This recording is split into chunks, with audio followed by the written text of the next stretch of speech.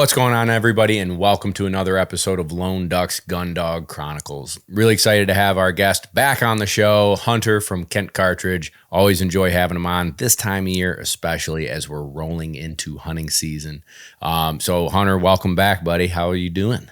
Yes, sir. Having a blast. Just got back from a barn burner of a dove hunt in North Texas. Nice. It was like, I think there were 16 or 17 of us, and we shot 600 birds in 3 days, 2.5 days.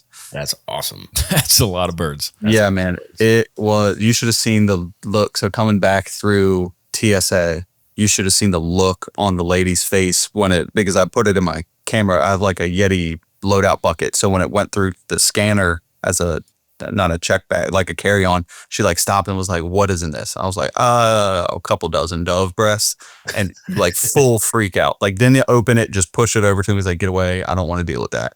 That is awesome. What a trip, dude. That's like Argentina, man. The Argentina numbers. Oh, dude, everybody says like Texas is awesome. Dude, it's like we didn't put a dent in them. It was nuts. Absolutely nuts. Bunch of white wings. What were you shooting? 28 gauge, 7.5 lead. And we were, the last morning, I went nine birds on 11 shells. So that's how I started the morning. And then it went rapidly downhill from there. But You don't add that part, dude. yeah, no. Well, I can't be like I didn't finish my limit, but it took me a little bit. The group of guys that we had that last morning, there were not a lot of, I don't think there was a single dove that flew out of the hole. Yeah, no, we were burning them up, but it was a good time. Good for you. Well, hunting season is beginning. It's in full effect in a lot of places with the early goose and dove. So people have got the itch. But as we've been doing for the last 2 months, everybody who's been listening, we're going to go over a dog of a lifetime. And I'm going to read this. This is a Patreon member, JJ. Here we go. JJ writes, "Hello, I'm JJ from Loveland, Colorado. We have always had a love of labs. I grew up duck hunting with my dad and friends from a very young age. I did 4-H and showed dogs in obedience my entire childhood. Our family had lots of dogs, but Nellie was the first dog that was solely mine. She is my dog of a lifetime. My mother is a small animal vet, and at the time Nellie was born, I was working at her practice as a vet tech assistant. The breeder brought the mom dog in, and the puppies had to be delivered by C-section. When a C-section is performed, you must revive the puppies because of the effects of the anesthesia and clear their airways. I helped her deliver the litter. There were 10 puppies, and they all survived. 6 weeks later, the puppies were available, and we were not all spoken for. So not knowing I wanted to get a dog, I went and looked at the litter. There was never a decision to be had. I fell in love with her instantly and took her home a couple weeks later. I was graduating high school that year and was no longer eligible for 4-H, so I turned my focus solely on training her for duck hunting. I put her through force fetch, gunfire introduction, lots and lots of marks on land and water. I never did any formal hunt tests with her, but she was the best trained gun dog I ever had. In the house, she was calm and relaxed, but if you ever got a shotgun out, she knew it was time to work. She retrieved hundreds of ducks over many years of hunting. All my years of hunting, I've never shot a banded duck, but she retrieved one my buddy shot. She had such a soft mouth that the bird was pristine, and to this day, he has it mounted in his living room. She was with me moving out of my childhood home, meeting my girlfriend-to-be wife, being the ring bearer at my wedding, moving houses a handful of times. She was there when I brought home my first and second daughters from being born. She was an amazing family dog too, letting them crawl all over her, pull on her ears. She loved all of them, but no one as much as me. We truly had that unspoken bond. All the years of hunting took a toll on her body. Towards the end, she pretty much lost all of her hearing. She had cloudy eyes, walked around with a limp. Oh, this one's getting me, bud.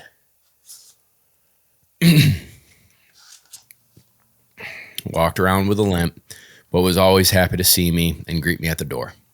She was 14 years old when we had to make the hard decision to put her down, June 9th of this year. Her health was deteriorating at a rapid pace. She no longer was excited to see the people or fetch a bumper. But on her last day, I got a goose wing out of the freezer for her. She still loved to run after it and bring back the wing. We put her down at home while she laid in my lap as I pet her head.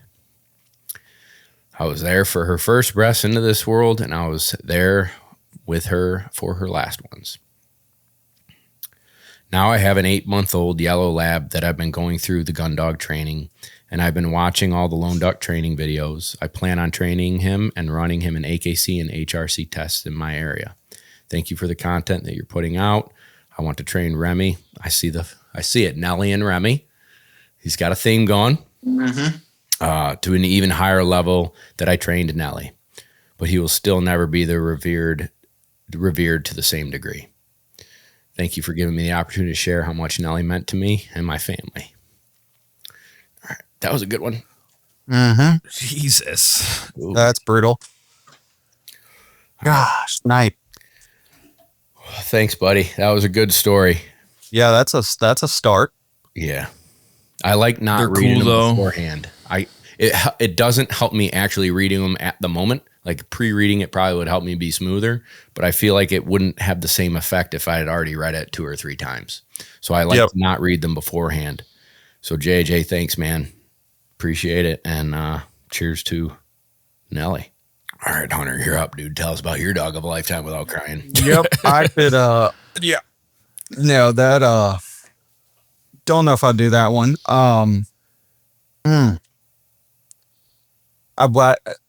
I have a Marley puppy that I could talk about that I could make it through without just butchering this. This dog, man, like the movie Marley and Me. This is Marley reincarnated. I have never seen a dog escape a kennel like this. I don't know how he does it. It's locked every time I get home, and he will chew through drywall to get out and just cause ruckus in the house. He is an absolute mess, does not retrieve birds for anything. I mean, I have spent hours. I mean, he's good obedience wise, all that stuff. Comes to birds, everything just shuts off. And he's 2 years old now, and it's with the kid and everything else, it's kind of just gone to the wayside, but definitely wish I would have been able to push him like over that last little edge to get him there and be able to hunt over him, because that was a tearjerker. Yeah, man. 100%. Yeah. They're special. They're special. Yeah. There's so many similarities on some of these to, like, my first dog, right? Got him right out of college, young. You move all over the place. You're doing all these things. They see everything go through your life, and then they're the constant. Yeah. Yeah. They're the constant. All right, let's talk about shooting things. Yeah. Back to dove hunting. My God. Yeah. Were you guys using dogs when you're dove hunting down there? No, way too many rattlebugs. Now tell me about that. Now, what does that mean? Rattlesnakes. Yeah, no, I mean, in years past, there were, I want to say the guy had a little spaniel, named Gus, little super badass little dog. But he wasn't around this year. We were kind of just retrieving all of our birds. Now that I think about it. Yeah, it was just it was very dry, and I guess there was something that the snakes liked, and there was they just, like, every morning it was just like, hey, be prepared for snakes, which is no, we ended up not seeing any, but it was still just like like, I don't have to worry about rattlesnakes here. I mean, we get the occasional like cottonmouth a copperhead, but nothing. They were like, oh yeah, dude, cottonmouth, rattlesnakes, just watch out. So everywhere. Yeah. Did you wear snake boots and all that stuff? Nope, I had my nice Crispies on. Nice. So I was, high stepping, taking 10 minutes to go find a bird, just poking everything that looked like it could hold. Oh man, it was nerve wracking. So what did they say to do? Like, just genuinely, like, look with your eyes and don't step on it. Was that it? pretty much. And then if you find one, just make sure that it can't bite anybody else. But I mean, I wanted to freaking, so I did that. What was it? I flew down Monday, came back Wednesday, and then I had the Backyard Brawl, if you guys are familiar with that. It's WVU versus Pittsburgh. The two colleges. It's like 100-year like football rivalry. And my buddy had a tailgate, and I took all the dove breasts up and all that, and we made little wonton poppers. And I wanted to take a rattlesnake up so bad, so I was actively looking for him and just couldn't find it. I think it'd be sweet to make a belt. Oh yeah, or just like I would have to go buy a cowboy hat to like what the old Crocodile Dundee. No, Chris Ledoux. Oh my goodness. Dundee. Oh no. What's the name of the Chris Ledoux song? It's like That Cowboy's Hat or something. I don't know. It's a deep pull, super deep pull. My dad's gonna laugh when he hears that, but that's awesome. That's super cool. What are some other, just working for Kent, what are some other bad to the bone adventures that you've been on? And you just said, our fellow co-friend, Callie Parmley from Gundog Magazine, you're going to hunt with her. What are some other cool experiences just via being a guy with Kent? Man, I have gotten to do some of the dumbest things in the world with this job. Like a couple years ago, I guess that's been 3 or 4 years ago now, we launched Fasteel Plus. The first 2 birds ever killed with it were 2 Mexican mallards in the oldest duck club in Texas down in Corpus Christi. Cool. Yeah, super crazy thing. I mean, tree duck, like whistling tree ducks, Mexican mallards, and there was another, and I think golden eyes. Really? Was the birds that we killed down there that morning. He was like, the guide was literally like, "You're never gonna have this happen again. Be prepared for that." The coolest one was Boston this past December, doing eiders and old squaw or longtail, however you want to do it. That one was super crazy. Went down with Cable Smith with Lone Star Outdoor Show and Matt Gray. Yeah. And we literally launched out of the Boston Harbor, and we're sitting like underneath the flight path of the like air traffic coming into Boston. Like super absurd. And we limited that in like 15 minutes after shooting light. Like you don't think about that and you don't think, for whatever reason, there's not a lot of people that hunt it, but man, there's a lot of ducks up there. That's so cool. Well, you don't think Boston and think let's go duck hunting. Yeah, or at least I don't. I don't know. Shame on me. Yeah, no. But maybe we should. Yeah, no. By all means, Codfather Guide Service, great dude to go out with. Like the quintessential like Boston accent, chopping it up, like hilarious human. Yeah, and he crushed it. We did Big Water the first day, and then we went and did like a swamp hunt and killed teal and black ducks. Nice. In a swamp in Boston. And the tidal waters there were like, it was like 8 or 10 feet. Like when we walked in, we had to walk across the marsh because the boat wouldn't make it to where we were going. And then in the end of it, there was almost like too much water. In like a 4-hour period. It was just crazy how much the water came up in that. But yeah, that was a blast. Absolute blast. Cable's a good dude. Mm-hmm. Yeah. Awesome. He's a big Kent guy. Dude. Yeah, that would, what else did I do? Oh, Cranes in Lubbock, with him. That's another douche. That's another huge tearjerker of a, best dog story. I can tell. Yeah, kid, you need to get Mr. Smith on and have that conversation. His old Bell. If you thought that one was rough, good night. That one will get you. Oh, we'll have to give him a shout. We'll have to do that then. Yeah, we'll have to give him a shout. He came on a few years ago, and we had an awesome time having him on. I mean, this is what he does for a living too. No, he is really great. He's a solid guy. I'll text him as soon as we get off. Well, all I'm thinking is like, man, you've gone hunting with all these cool people. You said I don't know. I guess my phone didn't ring. I don't category. Yeah. Okay. All right. The worst part about it, I should not say the worst part. This is going to sound terrible when this gets lined up. The kid thing just really took the scales out of it. Yeah. No, I get that. Yeah, no, love her to death, but good Lord, that makes it hard to plan stuff. It puts a dent into hunting. Yeah, no, it's yeah. If you guys want to come hunt mergansers in West Virginia, by all means, I'll. All right.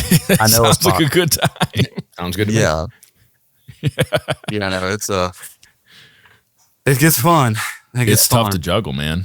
So you're going to hunt Chucker out there with Callie? Yep. I believe that's middle of December. It'll be Callie, and I would imagine Luke Cramlett with Lucky Duck is going to be up there as well. Cool. Yep. You guys can film it. Just go and do a fun hunt. Yep. No, I think it's going to be a feature film of Callie, actually. Yeah. Kind of getting her perspective of being a badass in the industry. That's kind of the main point of it. And then I might stick around and hunt outside of Boise. We have a buddy up there that's said if we want to hang out for a day or two. So I think that'd be this. Oh my goodness. We hear it, buddy. No, I have a wood stove in the basement, so there's a vent right above me. And I guess she can hear me talking. She's screaming down through the vent. So she's a year old here in a week. So she's full of herself. Good for you. It's awesome. That's exciting. Congrats. Yeah, it's been fun. What kind of hunting are you going to do out in Boise? I think just waterfowl on the snake, I believe is what he was talking about. He said that they just absolutely feed up the mallards down there. So while we're out there, might as well get some nice bismuth action on the waterfowl and upland front in one trip would be pretty slick. Good for you. Yeah, it would be pretty slick. Yeah. That's a heck of a transition there, man. I know. Look, I've done this a time or two. I know how this game goes. Good for you, man. That's awesome. So that was one of the topics we wanted to discuss. Like the industry has changed like in the last year with the, Trump stuff in China and the bismuth and the thises and the that's. Can you enlighten our listeners on the struggles of being a, shotgun shell company that bismuth is a big part of, what you guys do? So bismuth. So we're a little different than most. Our sister company actually manufactures all of our bismuth. So it's slightly different, but it's still, there's been a lot of truths out there as well. You're still going to get, it's jumping from $5 to north of 20 a pound. So it's going to get more expensive.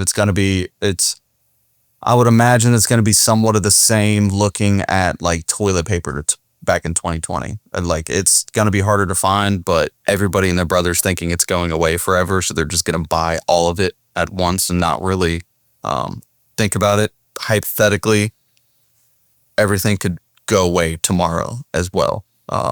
It's just kind of planning for what's going to happen. But it's got to be tough as a business, though, to not really be able to forecast out.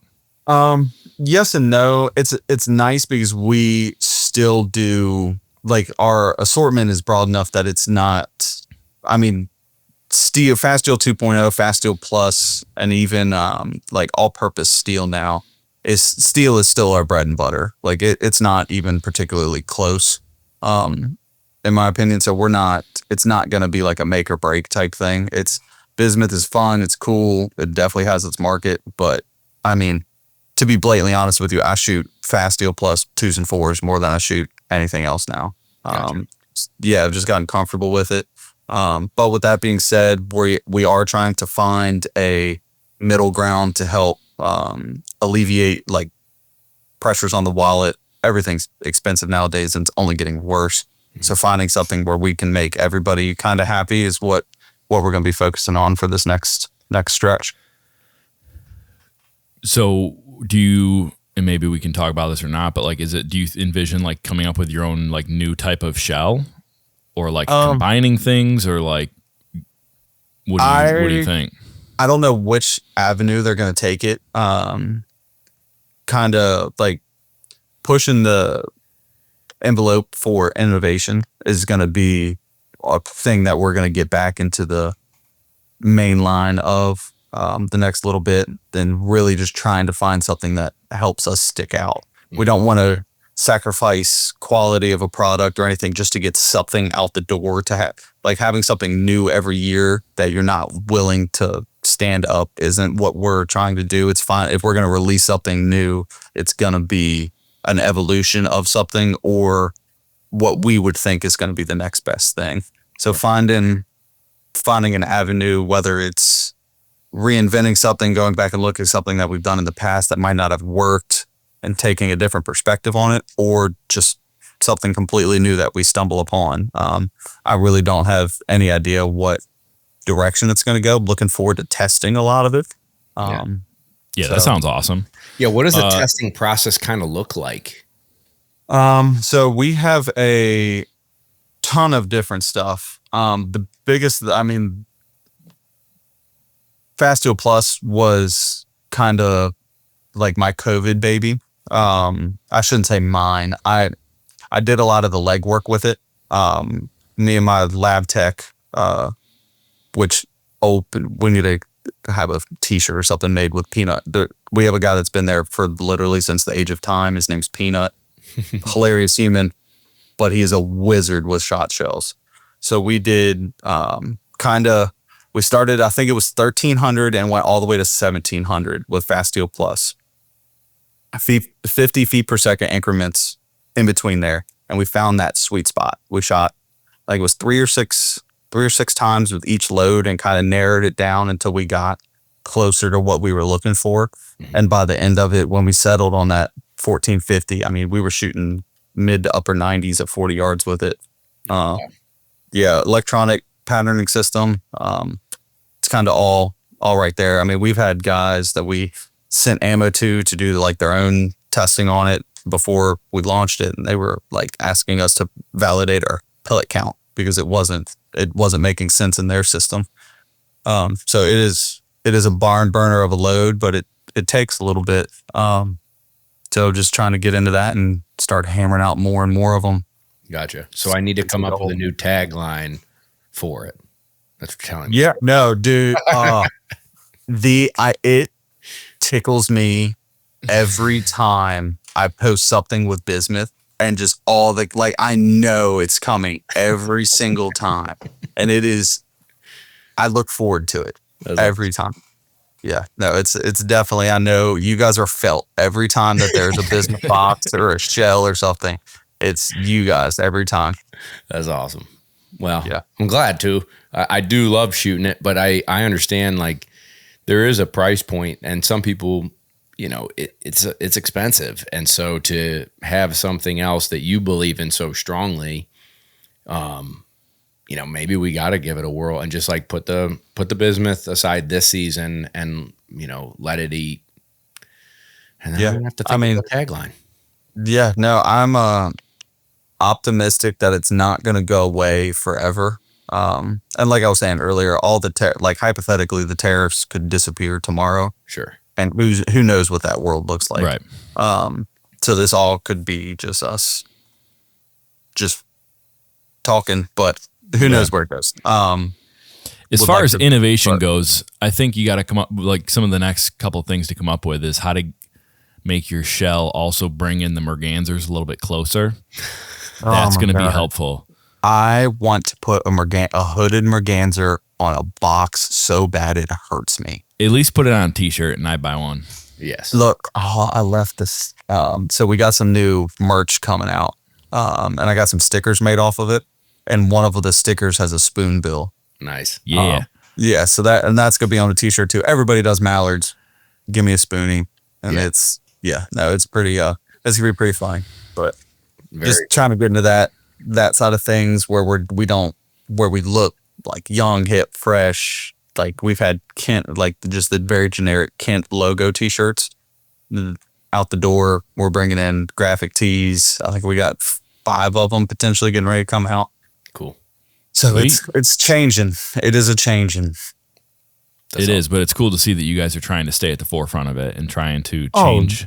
You always got to change a little bit faster than everybody else, right? And make sure that you're changing in a positive way. But it's cool to see that you guys are actively working at it, you know? Yeah, no, it's been, man, the amount of change. So I've been with Kent now for 6 years. It was like April 2019.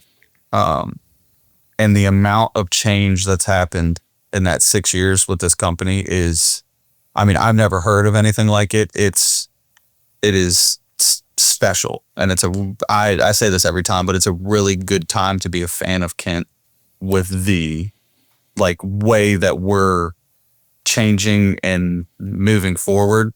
Like it's very close to being very, very cool to be a fan of it. Love it. Love it. Yep. Kevin awesome, had a man. bunch of questions he wrote down, you know, just thinking outside of the box, because we've had John a few times now. I'm like, we got to get outside the box. And so Kevin wrote down a few that were like, well, all right, good ones. Is this going to be like a old school where you hit me with like a random geopolitical question? Definitely. It definitely not, but That would have been hilarious to do. I wouldn't even know what geopolitical means. So I know. wow. Me neither. It's Oh my okay. I God. wouldn't ask you to spell it. Does Kent have any plans to make 16 gauge shells? We have 16 gauge Oh, good answer. in bismuth and lead, both of which are going to be hard to get. Anything that's kind of, I would put 16 gauge in a niche market. Oh, it totally is, but people love it, man. Oh, It's yeah, a cult thing. Yeah, no, I mean, we got some pheasant loads that'll knock your socks off. I want to say it's 1 1/8 ounces. Don't quote me on that, but I want to say I was 1 ounce for a while, but I want to say we put some ass behind it.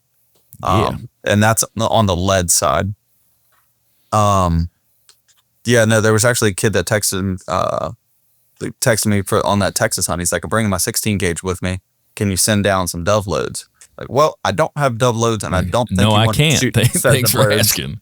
Yeah, I'm going to be doing you a favor here, which it would have been very funny to see how long he would have lasted shooting pheasant loads at doves. Yeah. But, That's yeah, funny. no, they're pretty good. Pretty good sales. All right, we'll keep ripping through some of these here. Yep. Is bismuth toxic to typical marine life? Now, I know you're a doctor, so Oh, this is very much like heavily scrutinized. no, I mean, I would assume not. I mean, wouldn't that have to like pass some of the wouldn't that be the regulations on them? Yeah, now that Yeah, you they're gonna- say it, it'd be like that. Then why not just have lead? Like it can't be, right? Yeah. Yeah, no, I mean, all right, I that's a would good point. Yeah, I would assume enough of anything would probably not be great for you, but Especially I would imagine I would imagine if they're gonna make it if you can use it on birds, I would imagine it's not gonna jack up. Which I'm just picturing a fish like waiting underwater, like grabbing the bismuth pellets as it hits, and it's Like just chum. yeah, like right off of a duck blind. That's just would be funny. But So maybe Let's just not I even would say say maybe. Let's say no. Non-toxic is fair enough. Okay. yeah, non-toxic to everything. Which that's another segue. I want to go shoot those Asian carp so bad with shells. Can you do that? Are those the ones have that you jump? never looked at that? Yeah, No, I haven't seen this. This sounds Oh, you gotta- awesome. dude. Immediately after you're gonna get wormholed. I promise you, it'll be 3:00 in the morning. It looks so cool. I mean, they're shooting them at like 3 feet and just literally ripping them in half. That's awesome. It's crazy. All right, so maybe that's the hunt that we have to plan together. Yeah, literally. Our next Patreon hunt. We're going Asian carp hunting. That'd be sweet. It'd be fun. Yeah, it would. Full chokes. Can you shoot bismuth through full chokes? Choke it like lead. It is. You can run whatever you want to with it. Fixed chokes, Really? full chokes. Yep. Interesting. Have you found with the other, like, let's stay on the choke topic for a second. Yep. When I'm picking guns and chokes, have you had success with, 2.5, or excuse me, 2 3/4, 3-inch, 3.5s, bismuth versus the plus and things like that? All gun and choke combinations are very different. And I mean that in the sense of I could order 3 Super Black Eagles and put the same like Pattern Master Code Black Goose or whatever in that gun, they're all going to shoot different. It's finding something that, but in aftermarket chokes, it gets so exciting. Like, I don't know how guys do it. Finding an aftermarket choke that like works and you trust, you could be $600 in very quickly and not. I got lucky. I run Carlson's mid range, and I'm too stupid to change it. I mean, I run it for doves, ducks, geese. The only time I take it out is for turkey hunting. Gotcha. I just got very lucky with my personal gun. Gotcha. Yeah, that's the hard thing. I mean, it was literally the first choke that I bought when I was in college, and it just worked in my first gun, and then it's just constantly followed me through. How do you pattern your guns? Do you pattern them? Like, if you're switching from shooting bismuth to, you said last year was all the plus. That's right? A great question. Oh, this is gonna make a lot of people mad. Patterning, I feel like TSS and turkey hunting has kind of killed patterning to the point that everybody thinks they need to be shooting a basketball, and it's kind of like when you shoot a TSS, like a number 9 TSS turkey load, you were putting north of what I can only imagine would be like 500 pellets downrange. That pattern is going to be wicked. If you shoot 1.25 ounces fast steel plus, it's like 198 pellets, I do believe. That's going to look very different on a piece of paper. Not in even 9s. It's just a whole thing. That being said,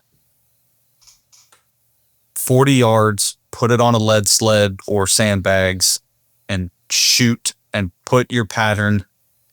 Your pattern is where your point of impact is. You'll see if you shoot, like I shoot 2 foot by 2 foot pieces of paper. You'll be able to see where the pattern kind of sucks down into, and it's a 30-inch circle from there. It's not you don't put like a point of aim on the piece of paper and shoot. It's like your pattern's going to go where it goes. Gotcha.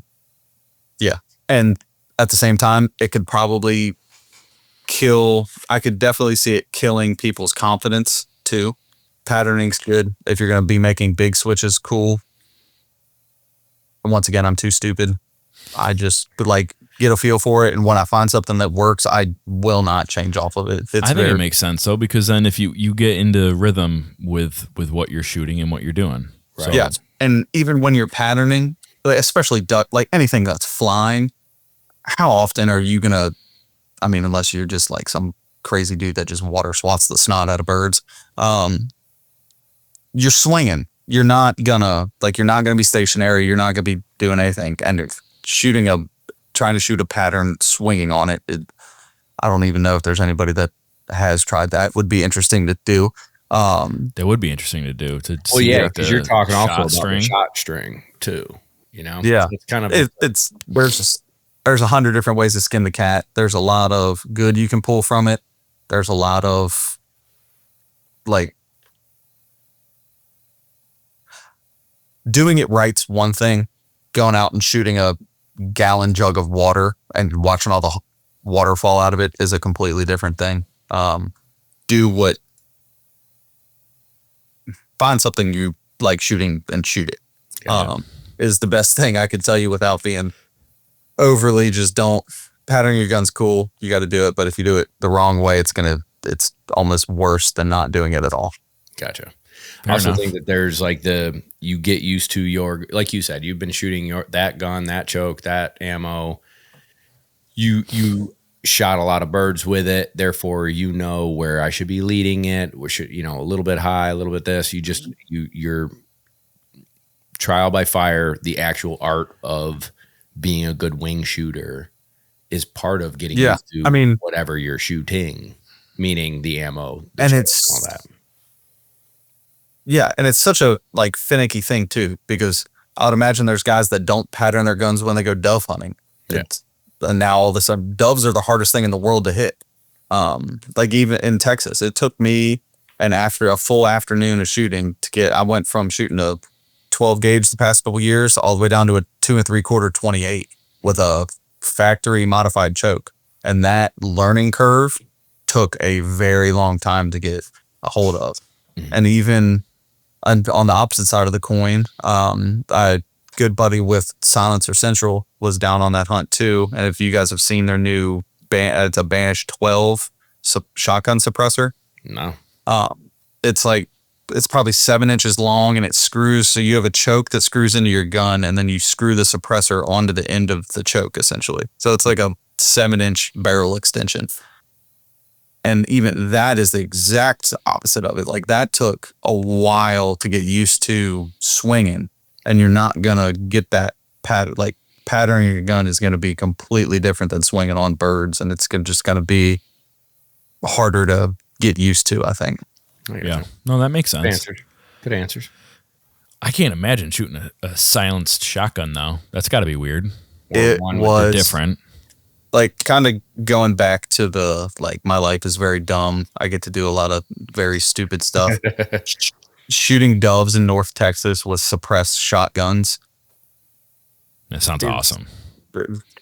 It's a blast, but it's like, looking back, I was talking to one of the guys down there, like, imagine telling your 18-year-old self you're shooting suppressed shotguns at doves in North Texas and you don't have to pay a dime for it. Like, it's just very, very surreal. Very cool. Pretty cool, man. Yeah, very cool. I got a few more here that I want to bang out. Best way to store shells. I feel like this is a selfish question because I do a bad job of this, and I find myself like scratching rust off my shells probably too often. What do you guys, or what do you do? Or then maybe like, what does the company say is like a good way to do it? Thank you so much, because starting September 1st, I will have guys grab shells out of their waders from last year, out of their boat from last year, throw it in their gun, and bad things happen. Right. It takes a hilariously small amount of water to jack up pressures, velocities, and all that. Hilariously small. Keep it in a like low moisture room, humidifier or dehumidifier. Sorry, do not put a humidifier. A humidifier might. Yeah. Like, be very careful with that. I always tell people, like, I'll have guys come up to me at shows and I'm like, is this safe to shoot? Can I do this? And I'm like literally looking at rust on like the primer and all that stuff. It's like, at the end of the day, it is a explosion happening however many inches from your face. And it costs $2. What are we like? If there's a question of it being wet, in the trash. It is not where I've seen crazy stuff happen. I mean, steel shot. If it gets wet, it will turn into a slug. Try shooting that through a wad stripping choke. Have fun. It gets very crazy very fast with that. So that's is that something that you guys? I did not. If you have, yeah, I didn't either. Is that something that you guys can innovate? Is having a great shotgun shell holder that I can buy? We could do that, or we could potentially look at down the line completely sealing shells. But what does that mean? I don't know what the process would be. I want to say the only thing that I know of that completely seals shells is Winchester dry locks, maybe. I could be very wrong. Yeah, I want to say dry locks. I don't know. I'm a Kent guy. Yeah, true. Good answer. No, but it's like a completely sealed up shell. So there's no moisture that gets into the primer, and the crimp is sealed up somehow. I don't know what that process is. I would imagine it would put a pretty hefty price tag on. Probably. Yeah, but you're paying for a premium at that point. So let me ask you a question, because this is a cool topic. I never really thought twice about it. I mean, obviously, we've got like those canvas bags that Kent sent us and sent all our Patreon members. So thank you for that, for our Patreon hunt. And so I literally have a bag still full from last year, probably did get wet and moisture. Are there any, other than visible rust, any indications that I probably shouldn't have done that with that bag, let it be for this year, or so I'll let you answer that question before my next one. Okay, so there's two different avenues with that specific thing. So if you get any type of moisture that you might not see rust on the outside of it, sometimes it'll feel like sooty almost, or like the shell itself will feel slick, like there was moisture there at one point. And another thing that you could do if you're worried about it at all, and it's something that I've done for years with buddies, take a shell, cut it open, and pour the powder out. You might be able to see rust on the inside of the primer. And then if you really want to do it, if you're a little pyro, try to light the powder on fire, see what it does. Gotcha. In a very safe environment.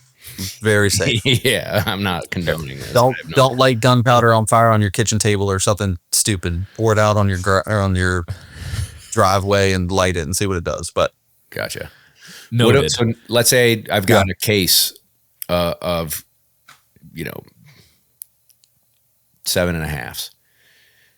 It's in the box still, full case, unused. You mentioned in a dry environment, like, is a basement dry enough? Is a closet in the bedroom dry enough? Like, I don't have a humidor or dehumidor. I mean, what's a dehumidifier?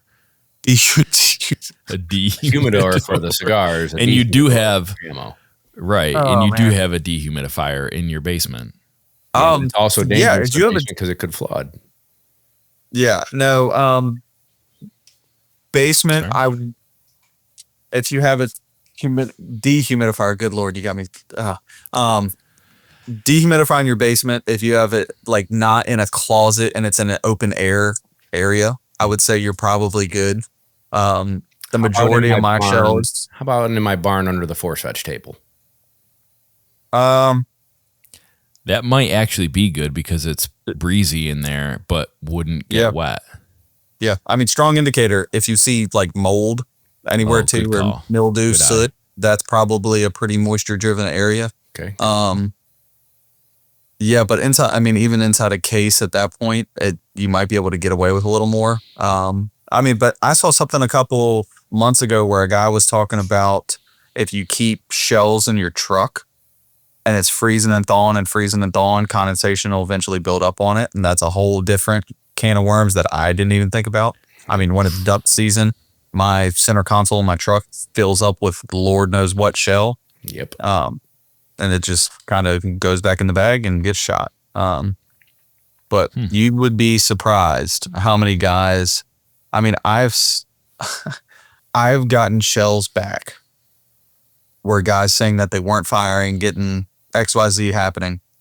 And I get them back and I'll flip them upside down and water will fall out of them. It never fails to amaze me. And that we really need to do content on like the customer support side of things and just break it down. I mean, I could talk for hours on the levels of hilarity that we get on our phone lines. Mm-hmm. You guys could, I'm sure you get a bunch of crazies. Yeah, we do. But that's okay. I'm real interested in the keeping shells because they're so expensive, right? Right. And you can't really go hunting without them. And so to let them get rusty and really, I think what I'm hearing is that we should all take better care of our shells. Oh, 100%. There's two different avenues to look at shells. It's the cheapest part of hunting. If you look at it as a whole, pound for pound, probably the cheapest side of it. One of the most expensive sides of it is your gun.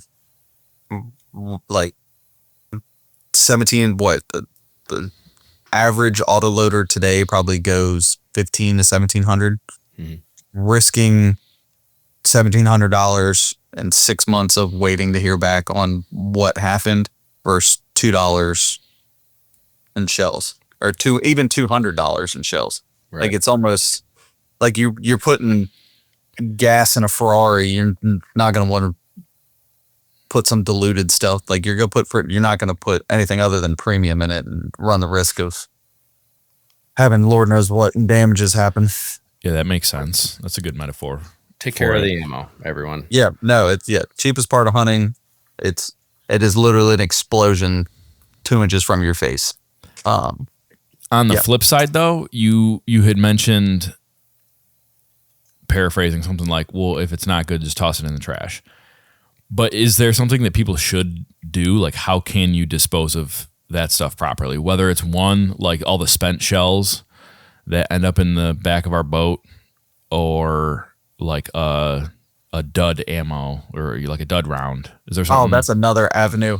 Dud rounds don't magically go off 4 hours after you shoot it. Just a heads up. We get that a lot. The guys like pull it like a couple seconds, nothing's gonna happen.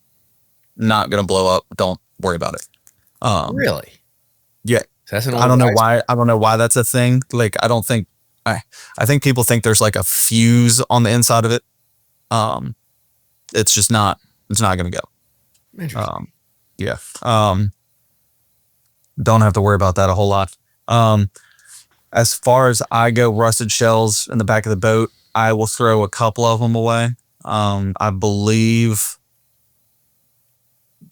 you could probably call your local police station or sheriff's department, like a 411 number, I'd imagine, and they would have a better way of disposing large quantities of ammo. That makes sense. Yeah, I've never had to get rid of like a case or so before, but like if it's a box would probably be my max of just throwing in the trash. Gotcha. Okay. Yeah, that's a good point. I feel like that's because they just put it in a big thing and blow it all up at once. Like, let's say, Grandpa dies and has hundreds and hundreds and hundreds of old rounds. Grandma donates it and gets rid of it, and the police department does take it, and they have places that they dispose of it. Yeah, I would imagine free ammo back then. Yeah. They might incinerate it too. Yeah, I mean, that's basically what they do, but it's in a big cement area, like it's controlled environment. But Dad would go in there and be like, these 22 look good. Bring them back. Before they blow up next week. Yeah. Yeah. How's that silver back there? She moved. She moved? Yeah, I can't see right now, but I would like to. Yeah, so this little guy right here, his name's Rooster. This is the Marley puppy I was talking about earlier. Nice. He is I cannot express to you how much of a menace to society this dog is. I know a guy. Yeah, no, I grabbed him. So not to get too drugged back into it. So we had a German Shepherd, because I will cry about this. German Shepherd, when I was in college, my wife and I got him way too early in our relationship. Took him in for a yearly checkup. Had some type of crazy cancer. Like he had a lumpy thing. He was 6 or 7 and had a lump in like the brisket area on him, but it was just hanging. So I didn't think it was anything crazy. I literally dropped him off to get like his toenails clipped and his shots. Came back 3 hours later and the vet was like, "Hey, we got to put him down." Like complete left field, and tank of a dog. And then made it about a month, got drunk and bought this little crackhead off Facebook. And I've been paying for it every day since. It's That's awesome. Yeah, no, he's been fun. So all my dogs are named after Top Gun characters too. So we got Goose was the German Shepherd, Golden Retriever named Maverick, and then we got Rooster and Cougar, awesome. are the labs, and they are, they're a mess. They are a mess. Like I said, I know a guy that could help you out, bud. Just trust me. I wouldn't even think about sending them to you guys. You would literally send it. You would overnight him back to me. I promise you. He did. I work miracles. Dude, he would be on your roof. Like it. He's just, I don't know how he does it. It is amazing. I don't know if he's like stupid or just insanely smart and I'm the stupid one, but man, it's like he's ridiculous, dude. It's nuts. But he does awesome. I take him to all the shows with me. He I mean, the little kids, the families, they eat him up, but Cool. he is something special. It's, That's a funny handful. though. Yeah. It's funny because, like, I mean this in a nice way, but like you hunt a lot. Like we could get you one that does it. Like let me take a crack at him. Oh, trust me, the next one that I get, and I should have, if it wasn't for the freaking Coors Light, I was gonna go the route of getting like I was gonna get like a complete like not see the pup till like getting back a completely finished dog. Like that was gonna be a very legitimate conversation I was gonna have with my wife. But yeah, couple Coors Lights. Next, yeah. I have a buddy that had that happen once. Yeah, twist mine. So in 15 years, or this dog will probably live till his 30s. Man, Yeah, it's tough losing the best ones though. man, really that shepherd, he would roll down the windows of my truck. Like I always tell people, I could have got him to do brain surgery if I had the time. Like he was super smart. They're cool dogs, man. Yeah, no, he was big boy. At his max, he was probably mid 130s. Holy smokes. Yeah, he was a horse. Yeah. No, it was like I would shoot deer literally just to help offset the cost of the food. He was 2 scoops of kibble and then Lord knows how much backstrap. Like it was just eating me out of house and home. That's so good. You got any good deer hunting plans for this fall? You always have something cooked up. No, I mean I got a couple like decent. I always hate saying decent. Like the whitetail side of things has gotten so out of hand. I don't have any 200-inch deer to chase in West Virginia. Couple like low 130 class deer that I'm gonna be going after. We got 2 weeks left till that happens. And I should be getting my buck from last year back here next couple weeks. So that'll be fun. I'm gonna need to see a picture of that. That was a big one. Yeah, no, the old gas station buck. That was so. I had my daughter, my wife had my daughter September 24th. You helped. And I'm sure there were high fives involved. Yeah, my 30 seconds of help with that. Yeah.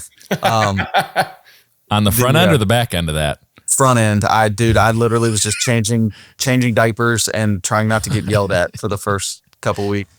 But I knew of a buck in like within city limits that I had 6 acres of access on. We had the baby on a Tuesday, and then that next Monday she was like, dude, you got to get out of the house. Like you're driving me insane. He's like, all right, I got to hang a set anyway. Middle of that hurricane that hit North Carolina and all that stuff last year. Yeah. We were getting the top half of it. And I set, knew he was in there, and I was like, well, I'm already here. Let's just bring the bow up. And 20 minutes later, he walked right down the pipe, shot him at 17 yards. Nice. Yeah, so he'll be low to mid 130 class 8 point. I've got an 11 point on camera. There you go. This year? Yeah. No. 2 spike, baby. Spike deer. Yeah. That's it. One on I was each like, side. what in the world? You didn't tell me that. Yeah. Yeah, no. He's a we got a bruiser. couple deer. He must have gotten hurt or something. Property. You know, he must have gotten hurt. That's why On both sides. Yeah. Yeah. No, I'll send aging you. out. I'll send y'all the pictures with a couple of the deer that I'm chasing around. Yeah. I guess. Yeah, there's a couple. There's one in there that looks like a steer got loose. Yeah, he's gonna be a freak. He's not exactly a big racked deer. It's all goofed up and weird, but he literally looks like a steer walking through the woods. Is West Virginia pretty well known for deer hunting?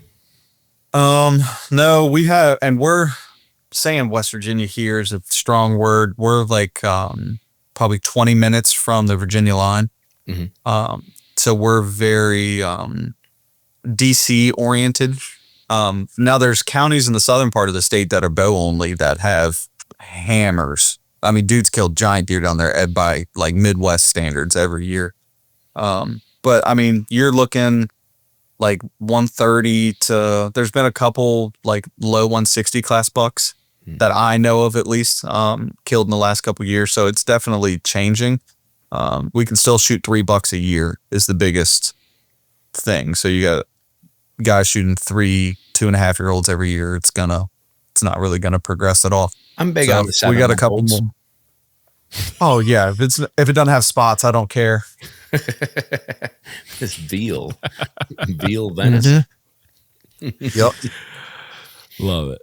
That's Love so it. awesome. Well, I'm listen, looking man, it forward was to fun too. having you on and Yeah, I appreciate it. shooting the breeze with you, dude. I enjoy it. It's fun.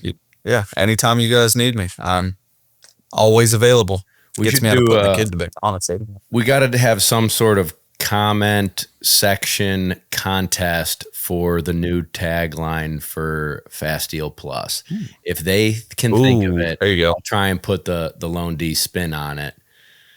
That would be awesome. So we'll string that up for the old Instagram community and podcast listeners and see if we can't come up with something where I can put my spin on it. Just make it really fun. I'd like to collab on a shirt or something too. I feel like that would be cool. Oh yeah. No, we can. We're really starting to be able to grow some legs with that. Cool. So All right. Well, we'll be in touch. Yeah. Let's do it. It's pretty easy.